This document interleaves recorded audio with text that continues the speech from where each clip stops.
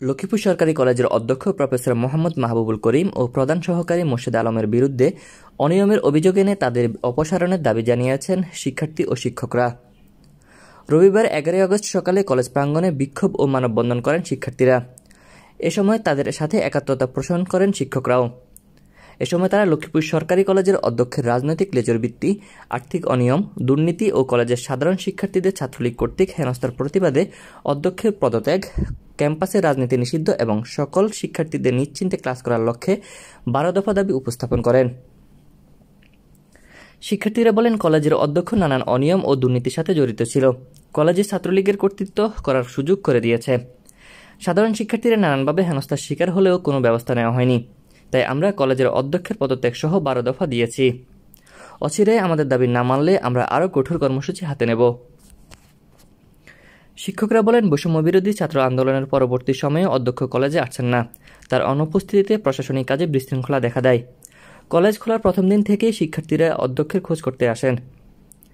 তারা আরও বলেন, কলেজে অধ্যক্ষ রাজনৈতিক লেজুরবৃত্তি, অনিয়ম, শিক্ষক, কর্মকর্তা, কর্মচারী ও শিক্ষার্থীদের সঙ্গে অসদাচরণ, তুচ্ছ কারণে কয়েকজন দরিদ্র কর্মচারীকে চাকরিচ্যুতকরণ, শিক্ষার স্বাভাবিক পরিবেশ বিনষ্টকরণ করেছে।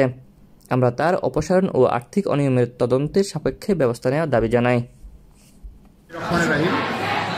আমি আজকে লক্ষ্মীপুর সরকারি কলেজে যে অচলাবস্থা তৈরি হয়েছে, এটা শুরু হয়েছে গত 5ই আগস্ট থেকে। আমাদের অধ্যক্ষ মহোদয় উনি বিনা কারণে 5ই আগস্ট থেকে কলেজে অনুপস্থিত আছেন। অনেকে বলছে উনি পলায়ন করেছেন। আমরা জানি না উনি পলায়ন করা কেন করবেন। উনি একজন অধ্যক্ষ হিসেবে কলেজের দায়িত্ব পালন করবেন। কিন্তু আমরা যারা সিনিয়র টিচার আছি, আমরা উপাধ্যক্ষ মহোদয়কে নিয়ে আমরা কলেজের শান্তি শৃঙ্খলা বজায় রাখার চেষ্টা করছি। এবং বৈষম্যবিরোধী ছাত্র আন্দোলনের নেতৃবৃন্দ গত 8ই আগস্ট আমাদের কলেজে এসেছিল।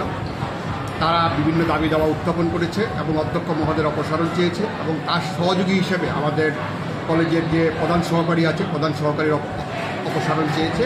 আমরা তাদেরকে জিজ্ঞাসা করেছিলাম যে তোমরা কেন ওনার পদত্যাগ চাচ্ছ। ওরা বলেছিল যে উনি সীমাহীন দুর্নীতি করেছে, আর্থিক কেলেঙ্কারি করেছে, শিক্ষকদের সাথে খারাপ আচরণ করেছে। আর তারপরে আছে গার্ডিয়ান যারা আছে, গার্ডিয়ানদের সাথে খারাপ আচরণ এবং অনেক ছাত্রছাত্রীকে উনি ঢুকতে দেয় নাই এবং ছাত্রলীগের নির্দেশনায় উনি এইসব কাজ করেছেন, যার কারণে ওনাকে অপসারণ চায়। তারপর আমরা একটা মিটিং করেছি স্টাফ কাউন্সিলের উপাধ্যক্ষ মহোদয়ের অনুমতি নিয়ে।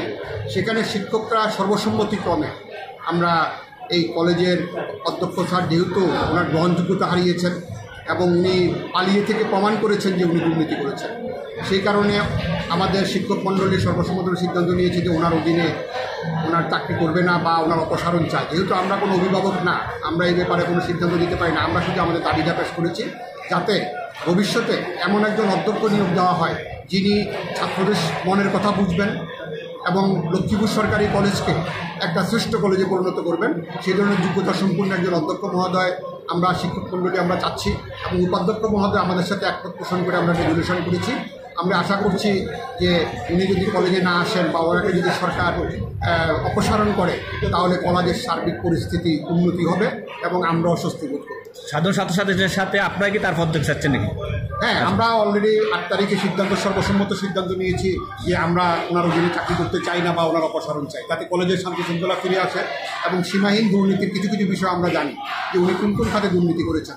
তো সেই হিসাবে আমরা মনে করি যে একটা দুর্নীতিমুক্ত বা বৈষম্যমুক্ত সমাজ ছাত্রদের যেটা চাই, আমরা তার সাথে